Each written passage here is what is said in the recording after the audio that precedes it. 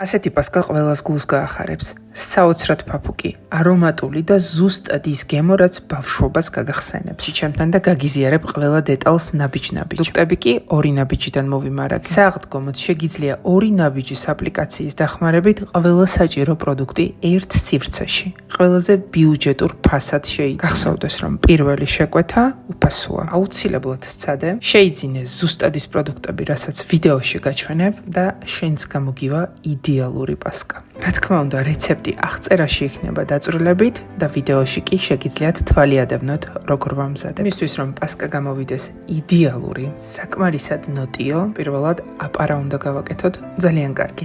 სუნელები კი კონიაკში ჩავალბოთ. საკმარისი რაოდენობის კარაქი გამოვიყენოთ. და რაც ძალიან მთავარია, ცომი კარგად უნდა მოვზილოთ. ცომი უნდა იყოს ფაფუკი და რამდენჯერმე უნდა ამოვიდეს.